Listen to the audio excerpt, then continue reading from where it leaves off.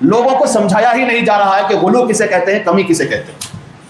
اگر عام انسانوں کو, مسلمانوں کو یہ بات سمجھ میں آ گئی تو انشاءاللہ یہ سارے بدعت و خرافات ختم ہو جائیں. اس میں ہم علماء کی بھی کمی کوتاہی رہی ہے کہ صلح کل بننے جاتے. کیا بننے جاتے ہیں؟ صلح کل. کون بھی ہمارے سے ناراض نہیں ہونا. علماء ایک کیٹیگری ایسی ہے کہ ہمیشہ ہر زمانے میں دو طرح کے ٹائپ کے لوگوں سے ان کا واسطہ پڑتا ہے. اگر وہ علماء حق ہیں تو, علماء حق ہیں تو دو ٹائپ کے لوگوں سے ان کا واسطہ پڑتا ہے, ایک ماننے والے, ایک مخالفت کرنے والے. ہوگی اپنی قوم, ہوگی کیا اپنی قوم. ارے تمہیں سب میرے ہیں, میں تمہارا ہوں, لیکن تمہارے مجمع میں, مثال دے رہا ہوں بھائی, تمہارے مجمع میں بیٹھے ہوئے لوگوں میں ہی دل میں گالیاں دینے والے بھی. میں عالم الغیب نہیں ہوں, قوم کی فطرت سے واقف ہوں. بہرحال یہ حق کی نشانی ہے کہ سارے کے سارے لوگ اس سے متفق نہیں ہو سکتے. جس شخصیت پر پوری امت کا اتفاق ہو سکتا تھا وہ میرے اور آپ سب کے آقا جناب محمد رسول اللہ صلی اللہ علیہ وسلم کی شخصیت. آپ کے بعد دنیا میں کوئی عالم ایسا نہیں پیدا ہوا کہ اس کی ذات پر پوری امت متفق ہو گئی ہو. دکھاؤ, مثال دکھاؤ. مولانا طارق جمیل صاحب زندہ مثال قطعی کیے, ان سے زیادہ مخالفین کس کے بھی نہیں, ان سے زیادہ مخالفین کسی کے نہیں.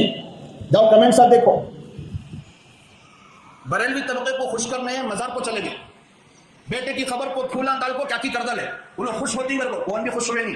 الٹا کیا بولے, بولو دیکھے دیوبندی بریلوی ہو گیا, بغلے بجانے لگے. حماقت ہے. اگر یہ بات سمجھ میں آ گئی کہ یہ فلاں مشرق, فلاں مذہب, فلاں منہج صحیح ہے, حق ہے, موت تک ڈٹ کر اسی پر رہو, اسی کا پرچار کرو. یہ ہے ایک زندہ قوم کی نشانی. کبھی ادھر جھکا, کبھی ادھر جھکا, کبھی ان کو راضی کرنے کے چکر میں, کبھی ان کو راضی. قوم کبھی راضی, فرقے کبھی راضی نہیں ہو سکتے.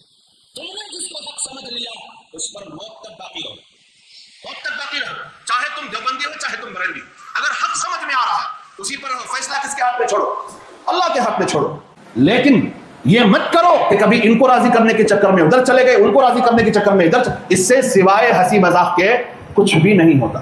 انسان کی شخصیت کا وقار ختم ہو جاتا ہے, اس کے اپنے اسٹیٹس پر حرف آ جاتا ہے. ایسا بالکل نہیں کرنا چاہیے. ہمارے تبلیغی نوجوان جو ہمیشہ ادھر ادھر ادھر ادھر بھٹکتے رہتے, ان کو بھی میں نصیحت کرتا, تم نے اگر تبلیغ کے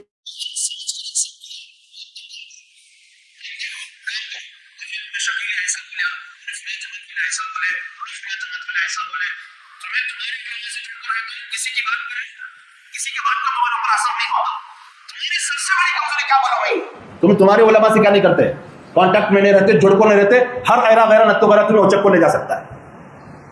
یہ بات بھی میں خاص طور سے ہمارے یہاں آپ سے کہنا چاہتا ہوں. مسلک اور مشرق پر جمنا یہ خود اللہ اس کے رسول کی طرف سے مطالبہ ہے. ہم نے حق سمجھ کر کسی ایک منہج کو لیا, کیا ضرورت ہے کہ پھر اس میں کیڑے نکالے, پھر اس میں ہمیں دلائل کی روشنی میں کوئی اسے غیر حق ثابت کر دے تب تو چھوڑ سکتے. دنیا میں کوئی میکا لال آج تک ایسا پیدا نہیں ہوا اور قیامت تک نہیں پیدا ہوگا جو دیوبندیت کو دلائل کو دنیا میں ہرا دے.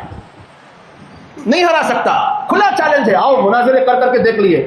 کوئی کامیاب, مکاریاں ہیں, جعلسازیاں ہیں, وہ الگ بات ہے, لیکن دلائل کی دنیا میں علماء دیوبند کو چیلنج دے کر کوئی جیت گیا ہو ایک نظیر نہیں مل سکتی.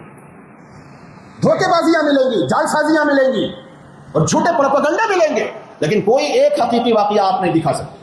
اس لیے میں دیوبندی ہوں, میں شان سے کہتا ہوں میں دیوبندی ہوں, اور مجھے فخر ہے دیوبندیت پر, مجھے فخر ہے میرے دیوبندی ہونے پر. اگر کسی کو اعتراض ہے تو وہ آئے, الگ سے ٹیوشن دیں گے اسے. سمجھ میں آ رہی بات؟